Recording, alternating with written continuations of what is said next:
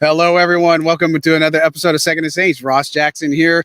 I'm John Hendricks. We're on the Superdome field. We just saw day 22 of practice, our last one. Man, it's over. It's over. You know what I mean? Like, it's kind of crazy, but got the fans back here.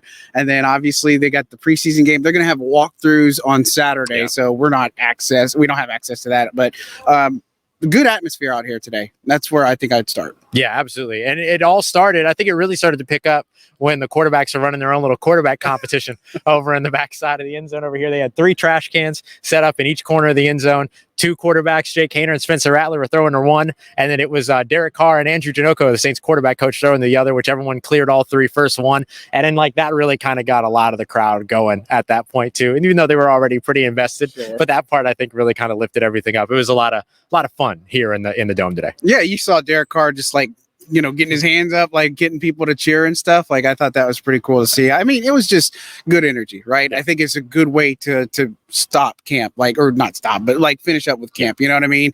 Just because of everything that we saw on Cali, it started great, ended great. And so, look, I think that overall, this was another good practice, even though it was, they were in shells, so it wasn't total hitting and all that other stuff. But, I think that we go back to past episodes. We know, and Dennis Allen kind of confirmed this today, that they have a really good handle on this final roster. They made a couple transactional moves. We can move through those as well. But I think the big thing, one of the big takeaways is Peyton Turner was back on the field today and practicing. We were kind of a little bit worried. I know everybody else was worried with the toe injury, but that's really good news to start with. Yeah, that was huge. And come to find out, I guess it was just a flare up. Good news there. Because again, I'll say, as I always do with Peyton Turner, it's never a question of talent. It's a question of availability. And so as long as he's got the availability question mark, answered, or the availability checkbox checked, then I think, you're in a good place there. And so it was good to see him out here today and participating too. It wasn't just that he was kind of off to the side or anything like that, but he was active throughout the day. So it was good to see Peyton Turner back out here and, continue to get back and try to sack some days before, they get to the point of that 53-man roster cut. And then he's got, big week 1 up ahead of him against Carolina. Yeah. And not only that, but Pete Werner being able to be back in team drills was really huge for him. Got to talk to him a little bit after, we talked to a few players afterwards, and look, he's super happy about his contract decision. It's the first time we got to talk to him, after the contract extension. But, obviously a big cornerstone piece that's going to be here post Tyron, post DeMario, post Cam Jordan, which we don't want to see those days. But obviously it's a big deal for him getting back in the team. I think they were being more cautious with him because of the shoulder injury. A couple transaction pieces. Caleb Ford Dement, we just hyped this guy up yesterday. Right? And he got waived today. They brought back Andrew Dow. And then Cam Peterson is another addition they made. Another HBCU player from Southern, and then waived injured Trajan Jeffcoat. Now I was told that they do have interest in bringing him back to the practice squad, so we'll see. But they're waiting for him to get healed up first. But a couple transaction pieces, nothing crazy. But your thoughts on Pete's comments, and we talked to Bank Colin Saunders really a lot about the culture. I think that's the biggest thing with what's different. How did and you asked the questions what was the bonding kind of like in California? So expound on that a little. Yeah. On Pete, one of the things that I really liked about hearing from him was the idea that he mentioned that when he was drafted, what he was told was that he would have to come in, play, lead, and compete. And if he did that, then he would be brought back. And so here he is getting this contract done. He declined to really comment about how long the process went, but did say that it was going on for a while and they were able to clear all the hurdles and then get everything done. And he says he's feeling a lot more free now that that's done because he can just play and worry about playing football now as opposed to having to think about, why is my contract getting done? How's all that going? And stuff like that. So really nice to not have that distraction if you're an NFL player. As for Colin Saunders, a little bit more of a solemn Saunders today, a little bit more kind of dialed back, very kind of to himself and everything like that. Hope everything's good, but I think he's just dialed in. Yeah, so I was gonna say, I think he's just focused. It's so easy sometimes to assume that people that we see all the time that are on 10, that when they're on 8, that there's something wrong. No, I'm still on 8. I'm just a little quiet today.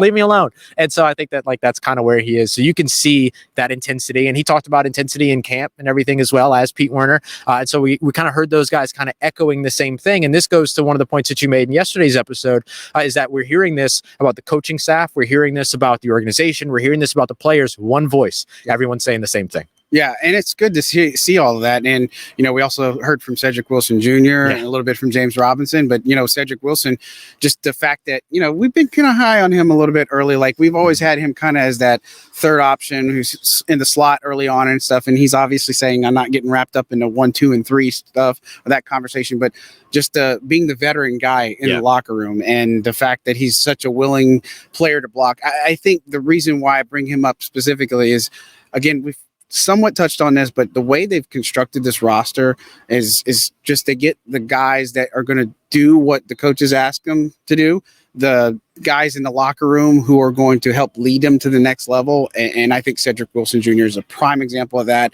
just coming in here, learning this playbook, and then just being able to apply himself to help up some of these younger guys that are in the locker room. Yeah, I completely agree. I mean, he's got a great presence. Obviously, he had that fantastic year in Dallas. And then when he signed with Miami, everybody said, oh, this is going to be a great signing for the Miami Dolphins. And then his role never really kind of fleshed out. And I think he gave us a little bit of insight to that today, to where he talked about like the difference for him right now in this system after 2 years in a similar system, right? Mike McDaniel's system, who literally had the same job that Clint Kubiak had in San Francisco before going to Miami, that Clint Kubiak had before coming here to New Orleans. He talked a lot about, got a lot more familiar with everything from the days that maybe he was struggling a little bit in terms of the early understanding of that playbook. Feels like he understands it a lot more, allows him to play a little bit more freely. Dennis Allen commenting and complimenting him on his run blocking ability. We know that the New Orleans Saints, they live by no block, no rock, right? They absolutely love their blockers when it comes to wide receivers. And Cedric Wilson, of course, is one of those guys that can contribute there, bring that veteran presence. He did say it was a new thing for him to be the oldest guy in a room, but I think that's becoming truer and truer for a lot of other guys. Soon we're going to be asking Pete that question, I think. Yeah, I know it's going to be crazy. Again, I don't ever envy the day where it's no DeMario, but it is a reality. And so again, they're basing this culture, something that Pete obviously talked about, not having that distraction. Obviously I think we've obviously pointed out that Paulson Wilson, I'm getting them all. It's time for camp to be in. Paulson Adebo, he's that next in line, kind of who we feel like is going to have that contract extension. So I'm interested to see if anything gets done with him ahead of week 1 or if it's something that goes into season. But, I think still Paulson has the right mindset going into the season, and I think he's going to let it play out. But I don't really worry about him too much. But he is somebody that I think is next in line for that new contract decision. And we've talked about that on past shows. Yeah, my prediction for Paulson Adebo's contract extension is that it will come after a week 1, 2, or 3 game. Like it will be after one of the games that it will break or something like that. The Saints have had that happen over the course of the past.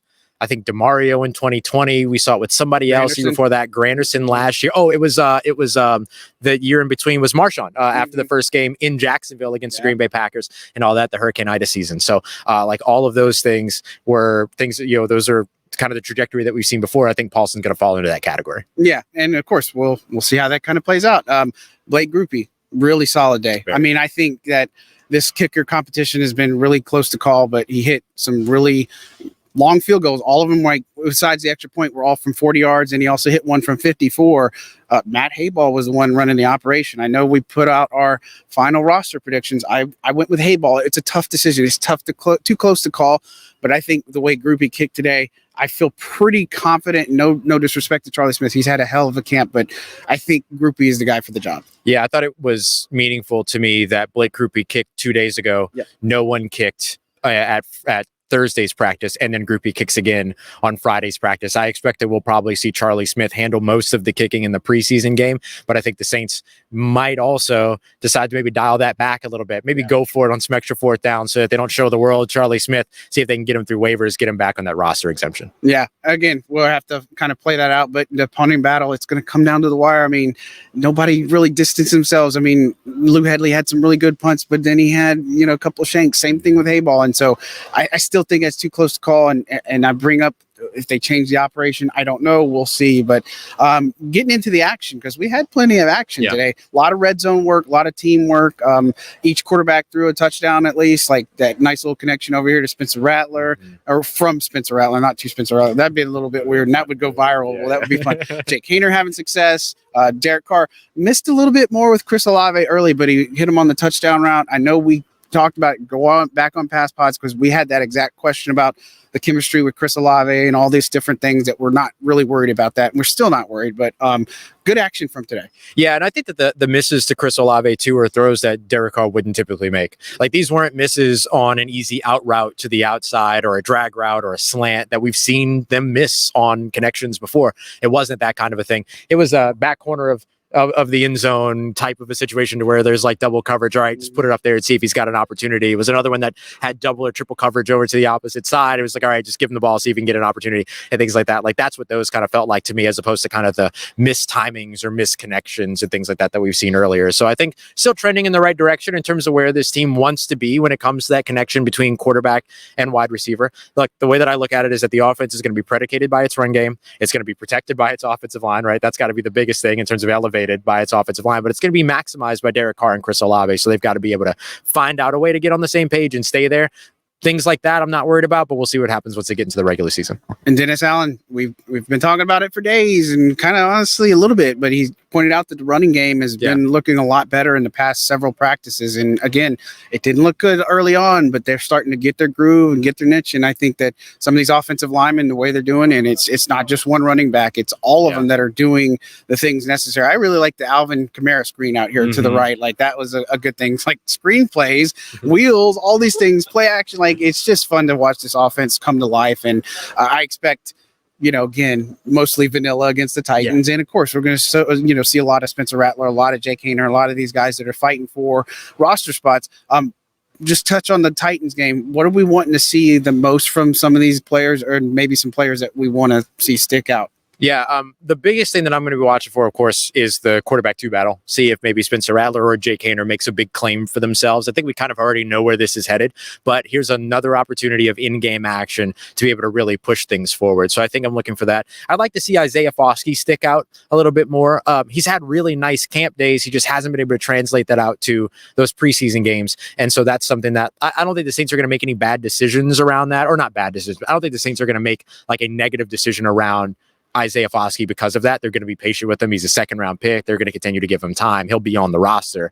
But I think you want to see just a little bit of a glimpse of, okay, there it is, right? So I think he's a big one that we're going to be watching. I'm hoping that we get to see Rico Payton again. I put Shamar Jean-Charles onto my cornerback roster. Yeah, you did too. And so Rico Payton maybe could challenge a little bit with a stronger 3rd game. He was another guy that returned to team drills today. So maybe that shows that he might be ready to go up against Tennessee. So those are a couple. What are a couple things you're watching? Yeah, and Mason Tipton was another one. He didn't really get involved in the team aspect, but he was back out there being a little bit more. And again, we kind of talked about this, that we expected to ramp up there. And I for all intents and purposes, I expect him to play on Sunday. And so for me, in my final roster predictions, I took a 9th offensive lineman, and I took 6. I think I took 5 safeties. Maybe it was so. I see some movement because I took 6 linebackers, right? And so 9 defensive linemen, 9 offensive linemen. The offensive lineman that I put on there was Kyle Hergel. I want to see more of him.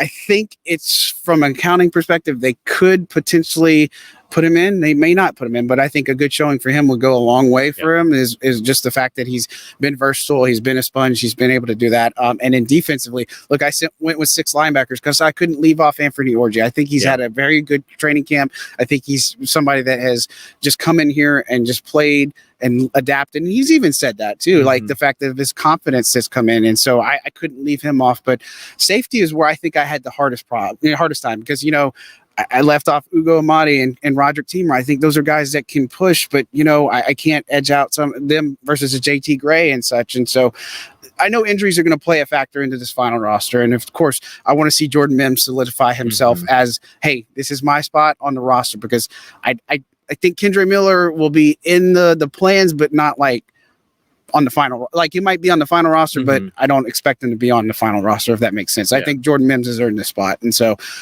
besides the backup battle, I expect both quarterbacks to get extensive work, maybe a half each if no starters end up playing, which, I wouldn't expect too much, because the way, especially Colin Saunders was talking today, is like citing the Chiefs and saying, hey, they didn't play their starters and all this other stuff, and they're just fine. So, just a few things here and there. Training camp MVP. Ooh, one my on offense, one on defense. Okay, on defense, I think is easier for me to pick first. Okay. I'll go with Chase Young. It's probably Of low. course. Why are we even asking this question? Yeah, it might be low hanging Yeah, fruit, but that is also. true. But also, like, I think that there's value in going with the low hanging fruit here because he's a new addition and all those other things. I think he's just caught onto the system so quickly and has been disruptive and has been a presence. So he's probably my guy on defense. What do you think while I think about offense? Well, I like Chase Young because what Chase Young's come in and proven is the fact that this pass rush can be a good pass rush, right? And I think that's the biggest thing is we know that they had the almost sacks. They could get quarterback pressures. Could they finish the play? And I think we saw that from Chase Young and just his ability to elevate the room. Like you see more from Carl Granderson. I think you see more from Cam Jordan.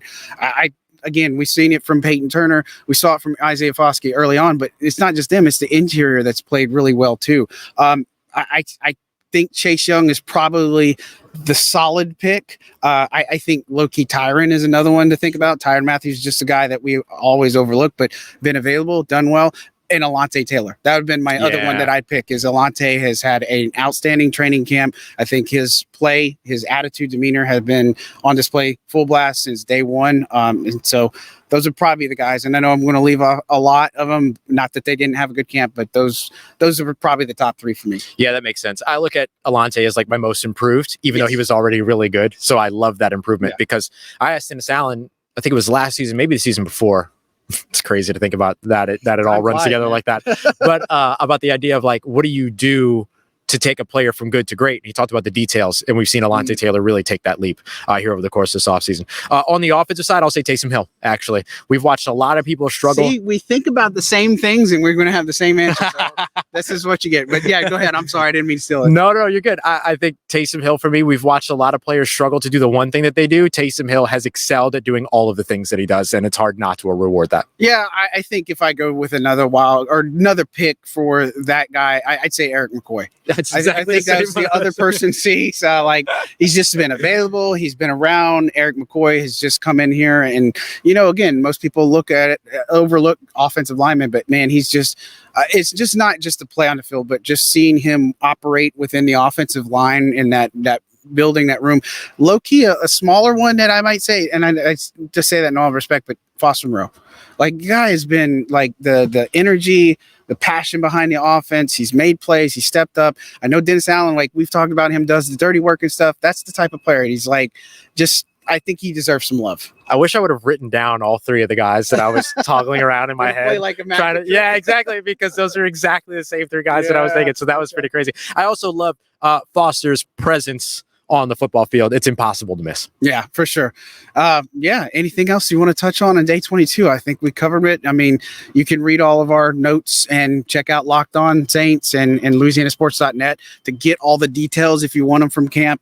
There's some highlights up on our page as well for Second and Saints, but anything else that stood out to you? Oh man, just excited to be back home in the dome and really looking forward to being back on Sunday. I know it's cold on the field, believe it or not. It's like an icicle, and the press box is equally as cold. I mean, some of you get that inside joke and stuff, but man, all right. Well, look, don't forget to hit like, subscribe. That's going to do it for us today. We'll see about Sunday if we do anything post game, but if not, we'll be back in full season mode here soon. Anyways, I appreciate all the support. We appreciate all the support. Thank you so much for everything that you guys do for us, and then some. That'll do it for Second and Saints for today. Have a good one, guys. Thanks. Love you.